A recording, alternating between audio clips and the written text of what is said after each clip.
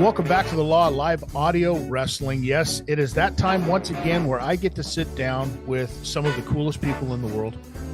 You may or may not remember, but this is a gentleman who is, pardon the pun, a legend in not just Canadian wrestling, but in wrestling all around the world. He happens to be a guy who has been around for quite some time. I'm talking about Joe E. Legend, the legend himself. Joe, joining us all the way over from the other side of the pond, so to speak. How you doing today, brother? How you doing, pal? Thanks for having me on. I am doing fantastic, man. So I want to start this right away, and I want to ask you, okay, because it's something that we get into with a lot of the guys that I ask them, and where did this start for you? I know where it started for me. It was, the living room of my grandparents, watching old AWA stuff, being fortunate enough to be in Las Vegas and go to the Showboat Hotel for some of those tapings and whatnot. Nice. So, you know what I mean? That's where it started for me, right? But I'm always interested because everybody from so many different territories and what they were, how they grew up. It might have been their grandfather or their grandmother for, some cases, or their parents or whatever. Where did it all start for you with professional wrestling? With wrestling, it started for me at Scarborough Arena at the east side of Toronto. The Bearman used to run shows working with the Sheik's team out of Detroit. They used to come up once every couple weeks. Yeah. And basically, my dad took me. My dad was a wrestling fan when he was a kid, and he wanted to do something where his brother brought my cousin, and we're going to do kind of this guys' night out thing. And so we went to see wrestling, and I was oblivious. I had no idea what I was getting into. So we showed up. The main event was going to be the original Sheik, Sabu's uncle, against Bobo Brazil, who was my favorite at the time. Bobo was awesome. And we showed up to this thing, and I was just kind of baffled because I didn't quite know, because I was in martial arts at the time. So when I heard it was like kind of a ring sport, I thought this guy's fighting. I didn't know there would be characters, and they used to bring a bear sometimes for kind of love. So I remember going to see this thing, and I was just kind of baffled by it all. And like, my cousin had been a few times already. So he kind of freaked me out a bit. He goes like he wanted me to go over like to the aisleway where the wrestlers came out. Yeah, we're going to go like shake hands and high five the wrestlers. I'm like, okay. I didn't know any better. And so we go over there, and he goes, you got to watch out for the Sheik. The Sheik is crazy, man. He's in like league with the devil, and he likes to stab people, and he hits kids. I'm like, oh, somebody should do something about this guy. And then I thought Bobo would, right? And then they go out and they do this cage match, and it was good. Both of them were a bit long in the tooth at that point, but they still put on an entertaining show. And then at the very end, Sheik fireballed Bobo, blood everywhere, and then Sheik gets out of the cage for the win. And I freaked out. Holy shit, he is in the league with the devil. He's going fire. That totally freaked me out. And we walk out the front, and my dad's kind of giving me the heads up that, listen, this game is bent, just so you know. I'm like, it's fireball though. Hey, fireball, that's not bent, that's evil. Right? I didn't know.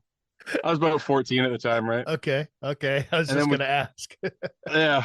So I remember I got an 8x10 of Louis Martinez, who was a great Mexican babyface at the time.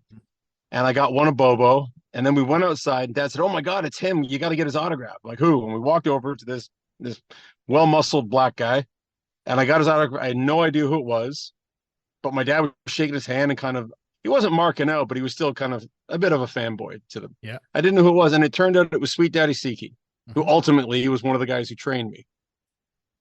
So my first day in wrestling, I met the guy who him and Ron would eventually kickstart my entire career into the job. But first day, that whole freak show with the fireball and stuff scared the shit out of me, but it put me on the path of this weird job. To this day, one of my favorite Siki stories is seeing, it was well after his day or whatever, but they were doing an event. WWE was doing an event at the Skydome at the time. Mm-hmm. And it was like middle of February. Like, it was colder than a witch's tit out there. It was just ridiculous, Canadian Toronto downtown weather. And this big purple limo shows up, over at the purple hearse. It was a hearse. The purple hearse that he drove, right? That's shows right. up over it, like where everybody would go in for like media, or even like down the ramp to to get into the place for the workers and that. And he shows up there and he pops out in this thing and he's just got that fur coat on and nothing else. And he gets out and he's like, "Ooh, it's too hot. It's too hot for sweet daddy." And all of these kids and people are like, "Who is that?" I was just like, I love this man to death. He's awesome. Just the best, just the absolute best. Did you ever get a chance to meet Sheik later on? No, not unfortunately. I toured a lot with Sabu and got a million stories from him. Yeah, but I never got to hang with Sheik. I would have loved to have. It's always curious, that time when you meet that person, because I know what it was like. So the person that it was for me was Jimmy Snuka. AWA Jimmy Snuka was just an absolute monster to me. But I remember what it was like when you meet that, you meet your legend. So it's always fascinating if you did get a chance to meet the guy that was spitting fireballs at you or whatever. You know what I mean? Well, the one that actually they say, never meet your heroes. Right. The exception to the rule was Roddy Piper. Okay. I did a TV series in England in 2005 with him. Mm-hmm. It's called Celebrity Wrestling on ITV. I trained 6 celebrities. D'Lo Brown trained 6 celebrities. We gave them wrestling gimmicks, and they did kind of American Gladiators type games, and Roddy hosted the show. So I got to spend a couple months hanging with Roddy. And I was concerned at first, because like I say, never meet your heroes. But the only thing different was that he was cooler than I'd hoped. Right. He was just the best guy. I was privileged to be able to call Roddy my friend. And all you had to do was just twitch the conversation just a little bit, and you could get a Piper's Pit at any given moment. Because he's the most docile guy ever. He's always felt like he was 3 joints in. Like, "How you doing, Rod?" "Not bad, man. What's going on?" It's like, I saw you were at Royal Rumble or something. "Yeah, don't know why I did that." "Oh, probably the payday." "Well, when the payday's got to come, the family's got to get the money." It just turns into a Piper's Pit. It's awesome. That's amazing. What was this show? What was it? It's called Celebrity Wrestling. Did it air outside of England? Not that I'm aware. It didn't do very well, unfortunately, partially because like day one, I actually got a little bit of heat with the office there because they wouldn't tell me what it was about, but they hired me, right? They gave me a contract and everything. I said, "All right, I'll go do whatever show you want." So they flew me into England, and then they drove D'Lo and I to ITV Towers to go get the heads and tails of the show. I just knew it was a competition show of some kind of reality show. Okay. So we go to the ITV Tower and we go up and meet everybody, shake hands, everything's nice. And they say, "Okay, so we're really excited and wrestling, blah, blah, blah. We're bringing," because ITV used to run World of Sport. That was the home of World of Sport, which was British wrestling for years and years. So they go, "Okay, so here are these folders," and we're looking at the folders. He goes, "And you'll see the game towers there." I was like, the game what? What are we talking about here? And so I flip through and I go, "Oh, it's like American Gladiators." And like, it's almost like in the movies where you hear the record skip and the cutlery drop and everybody stops and stares at you, the music stops. Right. And they go, you can't say that." I go, "Can't say what?" They go, "Well, it's not like Gladiators because Gladiators are BBC property. This is ITV." I'm like, "Well, you can call it date rape if you want. It's still fucking Gladiators." I know what I'm looking at. And like, "Well, we spent a lot of money," and they gave me this big song and dance about it. And I said, "Well, listen, like I'm in. Okay, you're paying me a good wage. I'm not telling you I'm not doing this. Isn't a game changer or anything like this. But if I see a ricket, I've got to point it out. Because if I see a problem or something that's a potential problem, I don't point it out. Then if something fails, that's on me. But if I bring it up and you guys can dismiss it, then hey, if it is a problem, it's on you. And I don't want shit to be on me." I said, "This is misrepresenting what you're doing. You're calling it celebrity wrestling, which is cool. I mean, I like that. But at the same time, people who are wrestling fans are going to get turned off because it's not wrestling. It's more like Gladiators. People who don't like wrestling aren't going to tune in because it says wrestling in the title. So I think you're kind of misrepresenting to your audience what this is. Call it celebrity combat, celebrity challenge, something like that. You have Roddy Piper involved. So that covers your wrestling base. You have D'Lo Brown involved. That covers your modern wrestling base. Me to a lesser extent, because I have a good name in England, but I'm not the name that D'Lo or Piper are. Clearly not the name that Piper. So I just, "Are you sure you want to call it celebrity wrestling?" He said, "Well, we've done market research and blah, blah, blah. And we spent a lot of money and we, trademarked everything." So, all right, I'll do it. And then I pulled D'Lo afterwards and said, "Do you agree?" He goes, "Yeah, I brought it up too." And they gave me the same angry talk. I was like, "Okay." Brought it up to Roddy. He said, "Yeah, just accept your paycheck and hopefully it goes to more than one season. It didn't. And then they put us on TV against the reboot of Doctor Who on BBC. And Doctor Who is, it's religion over there. Yeah. It's to entertainment what soccer is to sports over there. Like, you can't touch Doctor Who in England. So it just kicked the hell out of us, unfortunately. Wow. Talk about getting buried right out the gate, though. Yeah, I'm familiar with that. What has been like, has that is pretty crazy. I mean, it's cool. It's a game show basically at the end of the day. But at the end of the day, I mean, you've been around long enough. What's been the craziest fucking gimmick idea that somebody has come to you? I was thinking about this, when I was like, fuck, Joe's been around for a minute, and he's done Northern Hell Tour. He's done, what I mean? Like, I had the record of those at one point. I did like 17 in a row. You're a masochist. That's really what it boils down to, right? Because who can spend that much time with Tony Condello to begin with is poor life choices.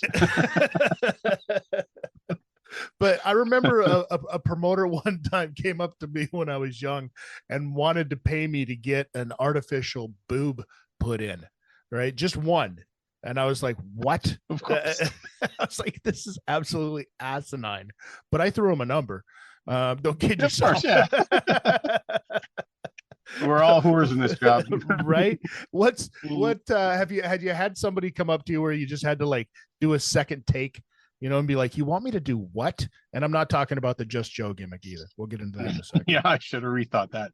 No, well, the one that just kind of leaps to mind, I bet you there's been dozens, but I've been getting hit in the head for 30 years, so it's hard to remember. Right. But there was one we used to stay at, I can't remember the name of it was like the Intercontinental Hotel in Winnipeg. Mm-hmm. And it was a fairly new hotel, but they have the old hotel still attached in the back. We used to call it the IWA hallway because they used to stick us back there. And that's where all the hookers kind of did their business and stuff too. You could hear them in the next rooms and what have you.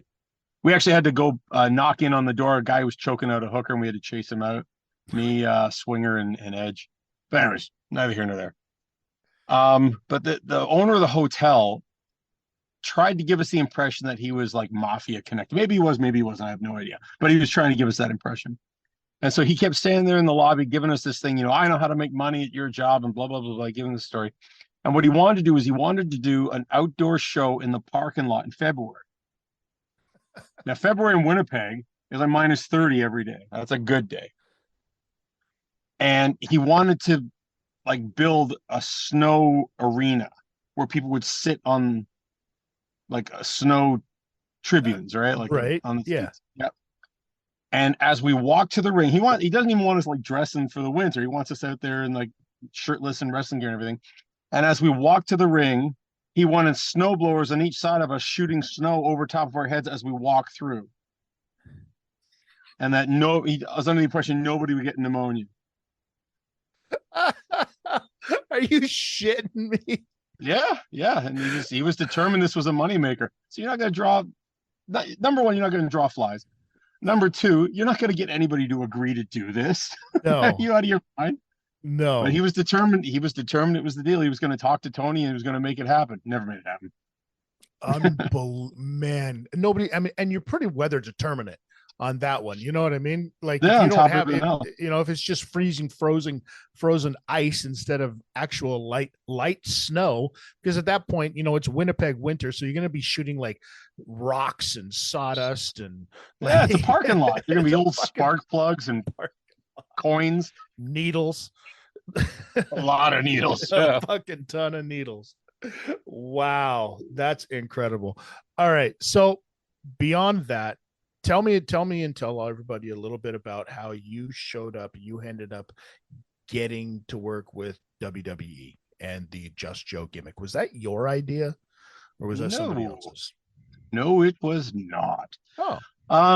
So what happened is Adam Edge had gotten a deal, and he got Jay in. Jay was in there, Christian. Mm-hmm. And so they threw my name out there, and it turned out that me and Lenny Lane were two running jokes. According to Kevin Kelly, we were running jokes in the production with the production people, because every time anybody sent in a tape, like a tryout tape, mm-hmm. if they were Canadian, it was a match with me. If they were American, it was a match with Lenny Lane. So it always seemed like we were quarterbacking people all the time who were trying to get jobs. So eventually they called me up and say, we want to bring you in for this tryout thing. And they used to do tryouts in Connecticut they had like a warehouse thing near Titan Tower. Right. So they brought us in and everything went really, really well. They liked me, kept telling me, stay in touch. We like you. We want to use you. We just don't have anything for you right now, but please stay in touch. So I did. I was all right. I figured that was just kind of the polite blow off. Well, I'll call, they won't answer the phone, but they always answer. Cornette specifically was very, very cool with me. And then I ended up getting booked in Germany for Auto Vance for the CWA. Mm-hmm. And while I'm in Germany, every few days I call home, check on my family, whatever. So my mom says, yeah, some really hyper guy called named Jim something.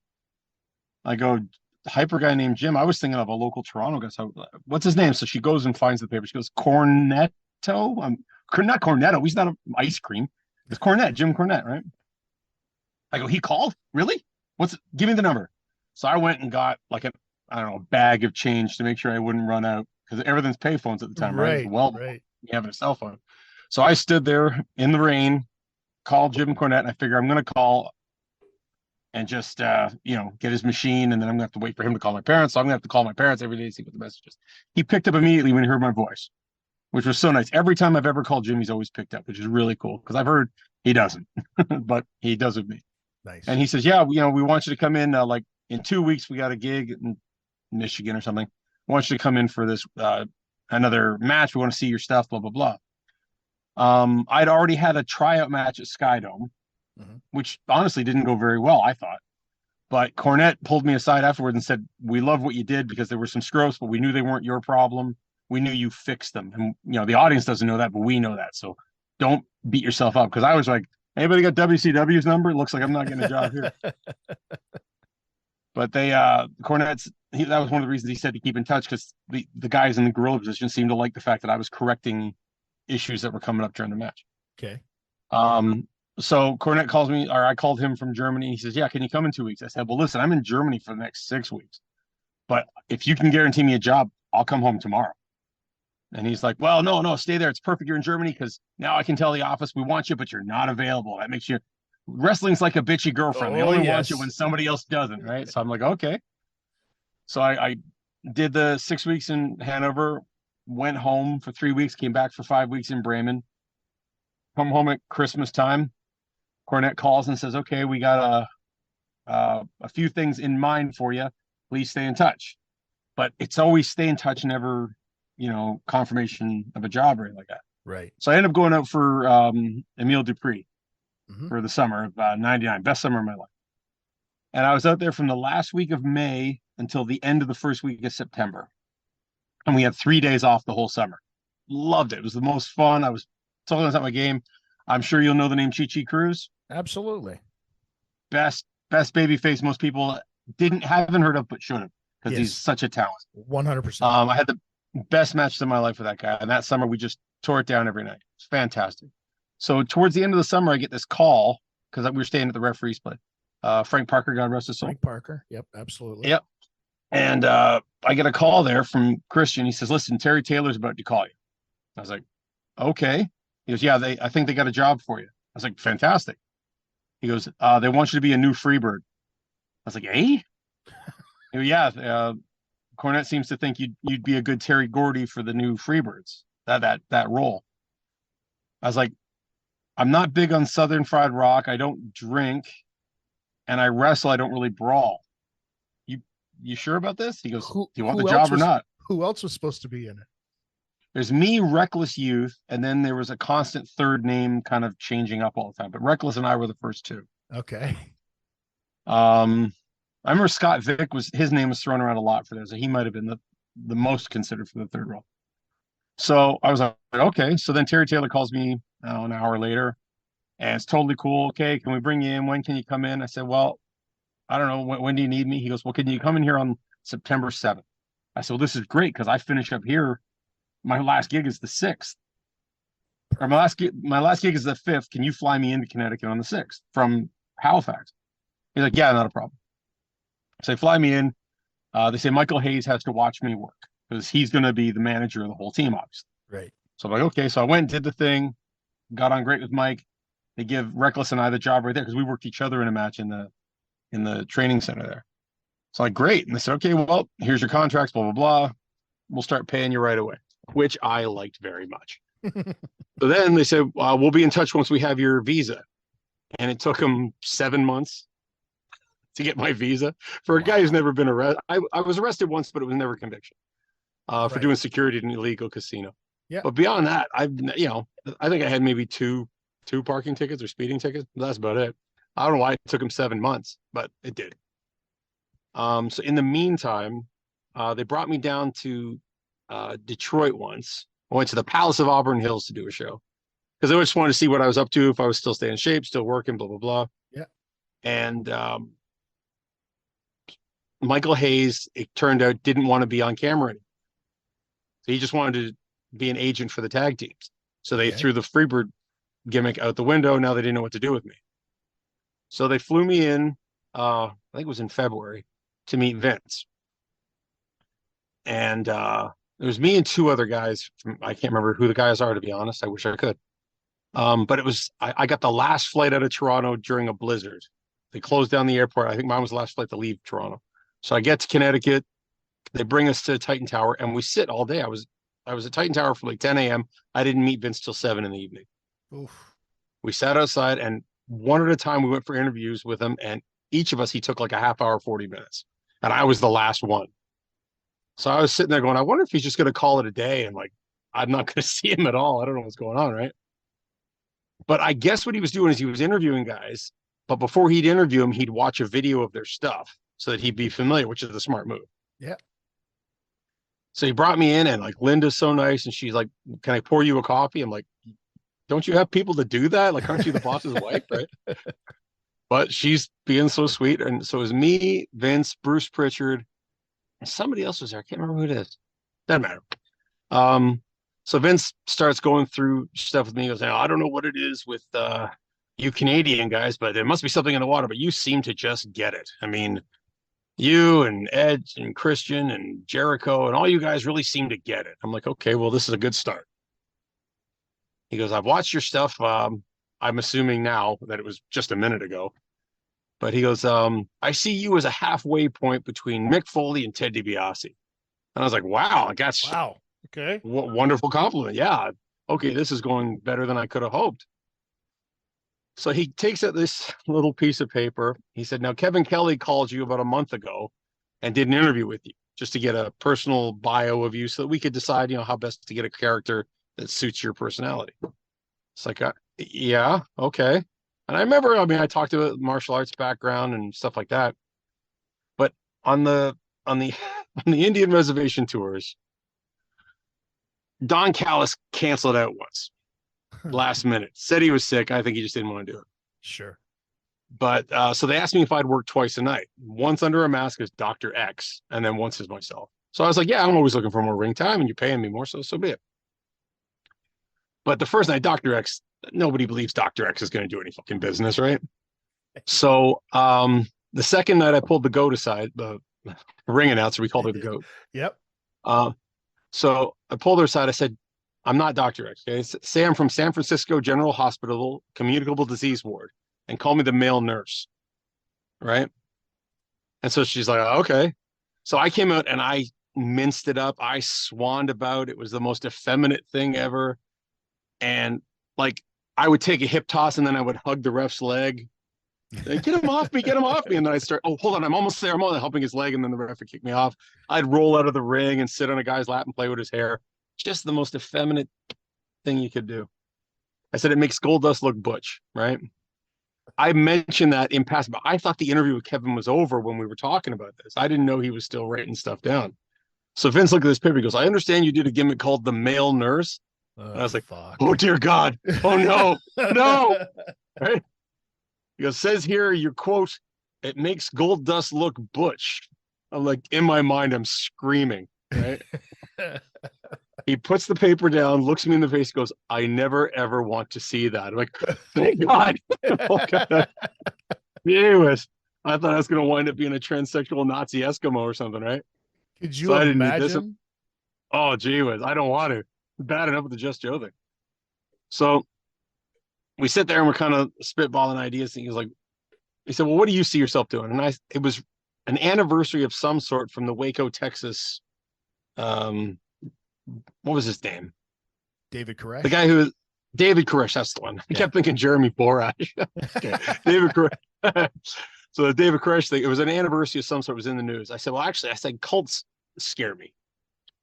Mm-hmm. He goes, what do you mean? I said, well, it's just the fact that I can tell you, go kill that guy, and you won't do it. You said, of course not. I said, I'll give you $20, cash money, go kill him. No. But under the right circumstances, I can convince you that if you don't, God will punish you, and you'll pay me $20 to go do it. That's a cult leader. Right. I find that very scary. I think a cult leader would be a very interesting gimmick. Vince starts humming and hawing. I don't know. We're kind of nonpartisan, non-religious, blah, blah, blah. What else you got? I said, well, here's another idea. I said, what if I were to cut my hair short, suit and tie, and because this is right at the tail end of the grunge era. Okay.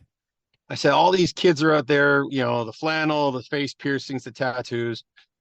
I said, what if I say this is unacceptable? I said, these kids have got to straighten up and get a real job and get a proper haircut you can set your watch to and all that stuff. And I have a group and call us the moral majority. If anybody has heat with wrestling, it would be the moral majority. And Vince, of course, no, I don't see that being money. And then, of course, the right to censor comes and goes. That's besides the point. Yeah. Yeah. But I keep kind of beating the drum on the cult leader thing. And he's like, I just don't see it working. I said, well, I'm not saying I'm God. I'm saying that I'm a messenger, but clearly I'm a selfish prick, And then all of a sudden he kind of stares off and goes into total Mr. McMahon mode. He starts the strokey chin thing. Yep. Don't blame me. I'm just the messenger. Bruce, get legal on it. See if we can, if we can get copyright on that. And we start throwing ideas around. Eventually it got to a thing where I was going to be a guy who had insider information on everybody. Right. So for argument's sake, if we were to do a backstage segment, you see Crash Holly sitting there, just, his head in his hands. Oh no, I don't know what to do. They're putting me Taz tonight. Taz is going to suplex me and kill me. I don't know what to do. Oh my God. And then I'd just be in the corner going, well, Taz does have weaknesses, for the right price, I can let you know. And so he greases me with some money. And I say, yeah, he tore his bicep. You go after that arm. I think you got to win. And then he steals the win by fucking up Taz's arm. Okay. And this whole thing is that I have insider information on everybody. And then somehow in the conversation, we aligned that with the APA. I was going to somehow be affiliated with them. It was all going to kind of tie together. But then by the time they got my visa together, that was all thrown out the window. And this guy, Jamie, who's ferociously incompetent, put together that Just Joe thing, and I was stuck with it. I didn't have any, every time I tried to have a say in it, he'd get pissy with me. I was like, well, guy, you're booking me out of a job here. Like, you're not making me worth any money. And eventually, if I'm not worth money, you got to cut costs.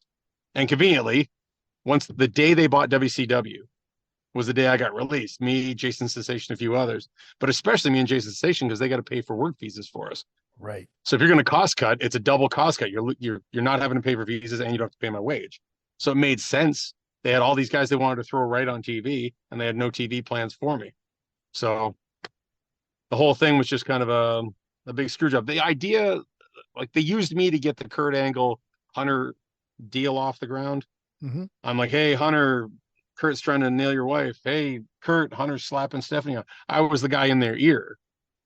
But if they kept me on too long, then the heat shifts to me. Right. And if that doesn't start their angle. So they had to get me on there enough to get the heat going and then pull me away. Totally get it. But then they had no plans beyond that. So they didn't know what to do with me, and then I got the elbow. Yeah, it's almost like this weird, like, stooge position character. Yeah, completely. You know what I mean? So I get it. But they couldn't even, like, because I remember asking Brian Gershwitz about it. Mm-hmm. I said, like, I don't understand this character. Like, am I lying or am I telling the truth? He goes, well, what do you mean? I go, well, am I lying or when I come and tell somebody something backstage, am I lying to them or am I telling them the truth? He's like, well, what difference does it make? I goes, it makes all the difference in the world. If I'm telling the truth, I'm actually a babyface trying to help people. Right. But if I'm lying, why am I lying? I don't just lie for the sake of lying. There has to be a means to an end. This has to help me in some fashion. It hasn't, but it should lead me in the direction of helping me. So if I know if I'm lying or telling the truth, this is going to better direct the character. Oh, we'll let you know. Never did. So they just didn't have anything for it at all and was just kind of like waiting. Yeah. Wow. They knew they wanted me to start the Kurt Hunter thing, and then they didn't know what Right. to do after that. That's crazy. So, okay. Yeah, it sucked So, for me. But yeah, but I mean, so, but obviously there's a shit ton of stuff out there in the world, right? But yeah, yeah. it always begs the question though, because it's always kind of like been one of those things with me to ask you is like, why go back to Europe? You know what I mean? A lot of guys like flock to the US and you try to get in with that company. Now I understand probably WWF or at the time was the only company in town, but there was always Japan. There was always other places. Why Europe? Was it a comfort thing because you had just come, you know what I mean? You'd worked for Otto so much over there, or was it why did you pick Germany? Well, I married a German. Oh, well, that's where you went wrong. Jeez, man. Oh. I know, right? All went south after that. No, I married. Okay, like let's see, how did my living situation go? Living in Toronto during WWF. When I finished up with them, I moved out to the East Coast to do the Maritimes for a few months. Then I moved to Germany. I was in Germany for a while. Then I moved to England for a while because I was doing 2 and 3 months at a time in England, like 6, 7 days a week. Whereas in the States, there was nobody running a full-time schedule. It was a weekend warrior type position, Yeah. right? So I could do full-time in Europe. Other than out east, it seemed like out east in Canada. You know what I mean? You could be But able that to pick was up only a in the, tour, and that was but only that's at a only in the certain time of summer. year. Yeah, exactly. See, whereas England, when I started going over for Brian Dixon, he was running a full-time schedule the whole year. Right. Like I say, I did 67 days in a row once for him, Crazy. and that's in the summer. That was 2 shows a day, 5 days a week, 3 shows a day on Sundays, and 2 matches per show. Because you do like a match and then you do like an angle tag or a battle royal or something. Right. So that was a lot of work. I was probably, like, from a wrestling standpoint, best shape of my life. Other than when I worked with Cheech, where I really was in great shape working with Cheech as well, because he has a great engine. But Cheech, England was so easy, and then on top of it, like living in Germany, it's so central. Like, it's cheaper to fly here than it is to drive. Like when I go to England, a lot of times, like to fly from Bremen to England, I'll go to England. I just got back from Scotland this past Monday. It was my 141st tour of the UK. Congratulations. Thanks. I think. But the thing is that I fly to England. If I'm flying in for Sanjay for LDN, right? He buys a round trip ticket from Bremen to London and back, and it's £30, which is roughly probably $50 Canadian. Wow. So people fly. I'm going to Italy in a couple of weeks. That's not an expensive ticket. Portugal. I've been to France 68 times. I've been to Japan 15 times, most of them from Europe. So, I mean, being in Germany has been central to getting a lot of work. And not to mention, I'm kind of like, if somebody number one, they put me on the poster, they could put WWE and TNA and everything on the poster as well and not get sued, because I was right there. Yeah. But also they have a foreigner that seems like he's from halfway around the world, but actually he's next door. So it looks like they're bringing in talent from all over the world. I'm not just another Canadian in Canada. I'm the only Canadian in Germany. Is there anything that you miss from North America while being over there so much? Oh, sure. I miss my family. Yeah, but you must have enough flyer miles that you could just fly back and forth to, like, for those visits, right? Oh yeah. I I would come home once a year. The whole lockdown thing was terrible. Oh, so I couldn't do it then. Yeah. I did fly home during the lockdown once when my dad passed, but that's obviously a separate situation entirely. Yeah. Usually what happens is I fly in, because Rhino runs IWR in just outside Detroit. And he likes to have me come in like once a year for his outfit, and then I do a whole string of shit in Michigan, Ohio, New York, New Jersey, Ontario, and I do a whole loop through there for a couple of weeks and then go home. So it's never a vacation. Well, it's usually a working vacation. Yeah. This summer I'll probably have a vacation in Canada. My mom's making a big deal of it because I'm turning 55 in September and my brother's turning 50 in July. So I'll probably head in July for a visit, but chances are pretty good. Right. Yeah. No, dude, listen, I just turned 54. I get it. what do you think of the current wrestling scene that's going on now? Because you've watched it grow from where it was when you had your tryout. And I meant to ask you, because I forgot to ask you this before we get into that. Who was in that tryout match that you had at Skydome? Fuego. Oh, that's who screwed up. Hey, well, no, there was a ricket. It Yeah. happened. I mean, shoot, I've been in with plenty of guys. I was in with in Germany. I was in with Just Incredible, Yes. who's a great guy. He's Mhm. a hell of a guy. But the whole day he was kind of like, don't worry, we got this covered. I'm like, okay, if you figure. And then when we got to the match, he all of a sudden went blank. He's like, what are we doing? What are we doing? Like really almost panicky. Wow. But he Yeah. got through everything fine. He got through everything fine. Just every now and again, he needed a little bit of a reminder, and then he was good. And Yeah. by the end of the match, we got into the back. He was hugging me. Thank you. You carried me. I go, I didn't really carry you. I just gave you a couple of reminders. So, I mean, a guy he's a former ECW world champion and everything. So, I mean, I can't lean on Rob. And, when Justin kind of fell off a little bit, I worked a terrible match with Marty Jannetty once in Germany. Dude. He was not at 100%, I don't think. Yeah. So, I mean, everybody has an off day. Dude, I can remember one time. I don't know where it was. I'll always remember the situation. I literally forgot to kick out one time.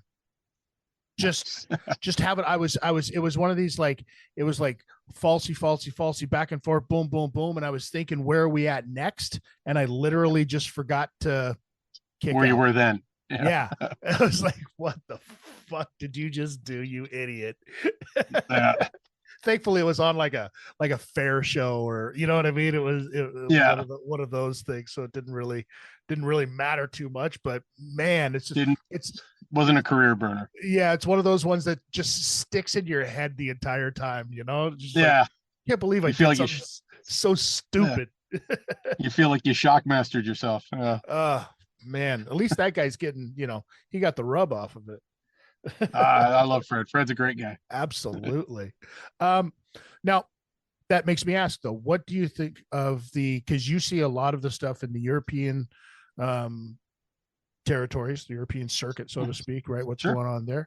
And the current state of what is being fed to everybody on TV. Mm-hmm. Do you like it? To be honest, I don't watch a lot of what's on TV. I kind of read about it. Yeah. I can't sit down and watch it, not because it's, unwatchable. It's because I'm opinionated.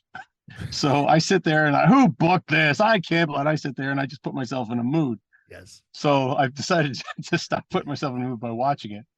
What I've seen is that it's, the job's changed from scary heavyweights to athletic juniors. Right. It's more a junior business now than probably ever. There are some bigger guys starting to come back in, but guys who would have been average size years ago are now monsters. Right. So I think that it's changed in that regard. I think there's a lot of guys really obsessed with the Meltzer star review. Well, and teach their own. I mean, when I see what we like, you watch Flair Steamboat, that would be a 5-star match in my opinion. mm-hmm. I'm not going to say I didn't like it, but at the same time, I think too many guys are forgetting personality in favor of watch what I can do. Well, see, like that's Rob Van Dam's gimmick. Rob Van Dam's gimmick was all watch me go, watch me go, watch me go, watch what I can do. I'll do 3 backflips just to do a leg drop. Now for him, it works because his gimmick is the show off. Right. But when everybody does it, then it becomes, well, I don't go for a finish because I got to show you this next cool move that I saw in Ring of Honor last week. And they're not trying to make it look like a competition as far as a wrestling match. It's a competition on who can do the cooler move. And Right. heels should never be doing the cooler move. So agree. I think the idea of how things are structured has definitely shifted, and I don't know if it's shifted for the better. So what do you think is more important? Because I have my opinion on this as well. But it seems like, have we gotten away? It's almost like it's gotten away from character and tuned itself more towards athleticism. Absolutely. And I don't think they need to be mutually exclusive. No. The thing is, most guys, as I tell them, like I teach at a lot of wrestling schools. There's 2 wrestling schools in Hanover. They're both in competition, but I teach at both of them, right? You're because I, such, I don't you're mind. such a whore. God damn it, I love you, dude. You're No, the I don't best. care, what your affiliation is with a Right. company. I'll Exactly. teach That's the whoever way it wants to should learn, right? be. Yeah. Right. But it's the moves make you a wrestler. What's between the moves makes you a star. Yep. And I think people have forgotten what's between the moves because they're trying to put moves between the moves Right. because they want to show you that they can do 10 kicks and they'd rather do 10 weak kicks than one amazingly good kick. Yeah. Like for all intents, where I don't like Bradshaw as a person, but I credit him for making in an era where Mike Awesome was power bombing guys off the top rope through tables on the floor into barbed wire and fucking buckets of ill-tempered piranha. Right. Bradshaw brought the clothesline back as a finish. Yeah. And I think if you treat moves well, like I mean the Dudleys treating the 3D, that move is still sacrosanct. They could pull that out today and still get the 3 count and people would buy it. I don't know if you can say the same for the DDT, which has now become a rest hold. Well, I mean, Cody Deaner still nobody's ever kicked out of his yet. Which is good. He should keep it sacrosanct. I hope he does, and I hope people should gravitate to that. But the trouble is, everywhere I look in the business, Shawn Michaels knocked out Vader with a super kick. Yeah. And now you super kick a midget and he nips up and clotheslines. Right. Like to me, I think promoters got to kind of dig in their heels a bit as far as show structure and say, okay, well, if this guy's doing the DDT as a finish, I can't have 5 other DDTs on the show where people are kicking out and fighting back. I think there has to be a certain structure where they keep moves somewhat, as I say, sacrosanct, so that we don't have to make them more dangerous. It's hard when you guys are doing power bombs over the top. I watch videos like that pop up my Facebook feed all the time, where guys are running and doing power bombs, like running and throwing them over the top rope. And they just bump on the floor, like miss the table they're supposed to hit and just crash and burn. How am I supposed to make people give any kind of a shit about a body slam later? Right. So in turn, now the body slam has to be on something, on Legos and on thumbtacks and everything else. Everything has to get more dangerous just to hold the audience's interest, because you burnt them out on stuff earlier on. So all you've done is make shit more dangerous for your talent. And then your top talent's doing the most dangerous stuff, which means they're going to get more injured and they can't stay on top very long. They got to sit out injured. So you never have a consistent top guy for any length of time, because he's always got to take time off because his neck's broken, his back's broken, he's been stabbed, he's got, any kind of blood disease from gaffing all the time. Right. Now the question is, do you ever run the problem now? Because that is absolutely the gospel, as far as I'm concerned, when training. And I'm the same way when I train my guys, but I do find that these kids nowadays, right, the people getting into it, they're a different human being. Do you get blowback, where they're just like, shut up, old man, you don't know what you're talking about? I've had that, not those exact words, but that attitude kind of thrown at me. Yeah. But then at the end of the show, when I've gotten, like, legitimate, this isn't just to pat myself in the back, but it does set a tone, is like, I worked Tatanka in a match here in Germany. Yes. We got a 10-minute standing ovation at the end, followed by Ted DiBiase coming out unsolicited and doing a promo telling everybody on the mic that he wishes he could put his boots back on so he could get in the ring with me. Yeah. When that happens, the guys who are kind of going, you don't know what you're talking about, kind of get the idea. I know what I'm talking about. Yeah. And they seem to change around. I did a battle royal about a year and a half ago up in the Hearts. It's a mountain range about an hour and a half from here, for this one wrestling group. And I won this Royal Rumble. It took forever too. Every time I thought, okay, this is the last guy, then 10. Oh, for the love of God. It just kept fucking going. But then eventually when I finally won the thing, 10-minute standing big applause and everything else. So they can, before the show, they might say, yeah, you don't know what you're talking about. But by the end of the show, they see that I'm getting over. Right. And they start to get the idea about it. Because I never tell them don't do anything. And I never tell them, okay, do nothing and then just everything at the finish. Mm-hmm. I do make sure that they can paste stuff in there accordingly. And I try to modernize, my teaching to the more modern product. Right. But I also try to teach them that, you got to walk out in the same condition you walked in, as close to it as possible. And if you're going out there and killing yourself, I mean, also the psychology of it, like the term suicide dive. No, maybe a homicide dive. Why would I kill myself? That's stupid. Right. That's a dumb thing to do. Right. And the idea that the the audience wants, you got to go out there and the audience respects when you go out there and hurt yourself. Well, no, No. I should, like, the whole point of my match is if I can win in 2 minutes, why would I go 20? Well, I'm and not paid by the hour. if you think that that's what it is, and there are people that go to shows just for that. They want to see the crash and burn. Those are the same people that go to NASCAR to watch for crashes. Those are the same people that go to bull rides to see a bull win over the cowboy or something like that. Those are the jackass generation. Absolutely, that jackass generation. But if you can go like as a worker, once you're inside of the business, if you think that that's why people are coming to see you, then you're missing the point. You're missing the whole point of what professional wrestling is, in my opinion. You know what I mean? Yeah. And my argument's always Jeff Hardy and The Rock. I say, if you watch, like, Jeff Hardy's hugely popular, The Rock's hugely popular. Who does more dangerous shit? Yeah. Jeff. Yeah. Who's going to be kicking a soccer ball around when he's 60, and who's going to be in a wheelchair? Both of them. Who's worth more money? Yeah, 100%. Rock's not going to be in a wheelchair. Rock's going to be in great shape. Well, it'll be a very nice wheelchair. Yeah, it's got sweet rims.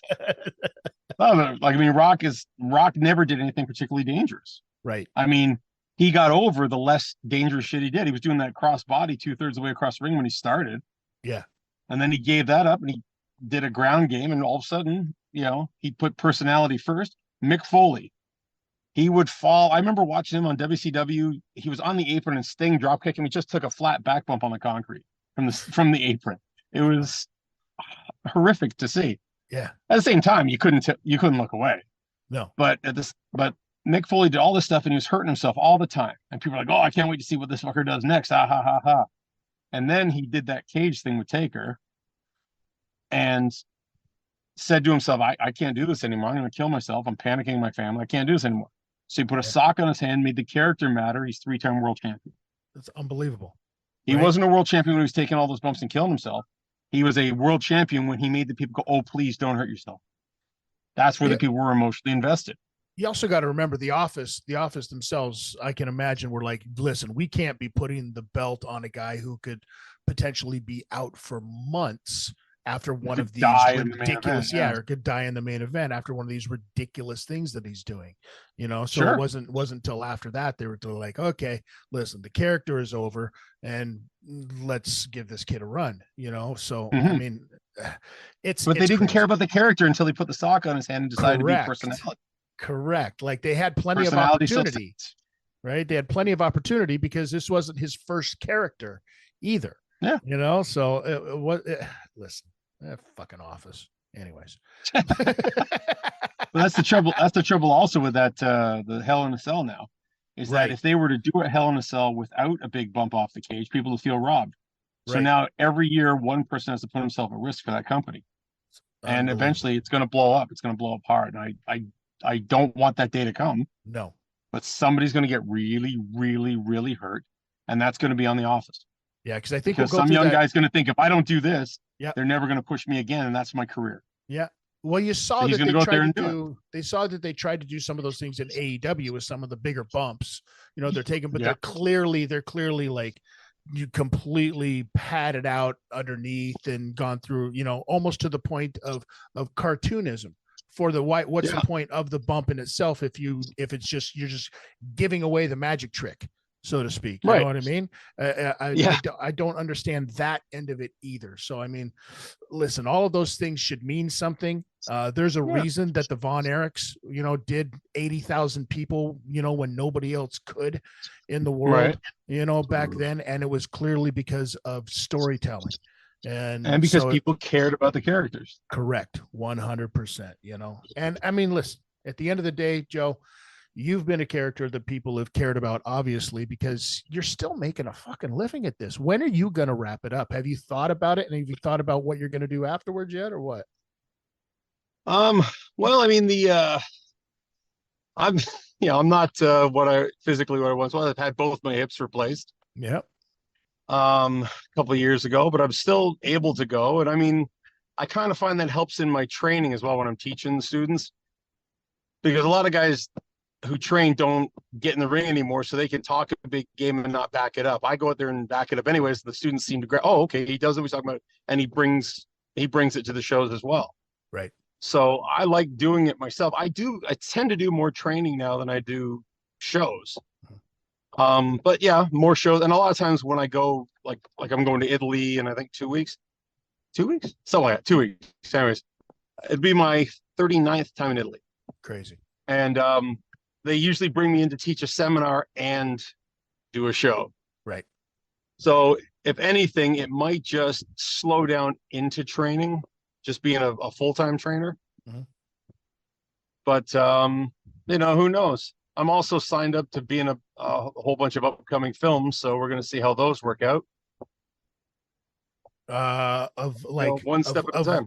Of legal tender, or are we talking like you're finally going to pursue that career as an adult entertainer? That's right. It's my OnlyFans account. I hope you like it. Tremendous. All right, Joe, I know that you have been so gracious as to, join us here today, and I appreciate my pleasure, you, man. It's always good to catch up with you. Let's not wait so long next time. And I'm around, man. Call me whenever you like. I'm happy to do it. Absolutely. And the safest of travels to you. If people want to get in touch, send you care packages, send you emails, how can they do that? My email is legendwrestling@hotmail.com. That's where I do most of my bookings and stuff like that. There's a bunch of Joey Legend sites on Facebook, but you should probably go to my real name, Joe E. Hitchin. I tend to look at that one more. I'm kind of irresponsible when it comes to my social media. So it might be for the best to go to Joe E. Hitchin, like kitchen but with an H. There you go. You can reach me on there on Facebook. I'm always monkeying around. You'll find me. Absolutely. Tremendous. Joe, it's been a pleasure. I appreciate the hell out of you. And thanks, buddy. You are listening to The Law, Live Audio Wrestling. Stick around. We're going to wrap this whole thing up. We'll be right back.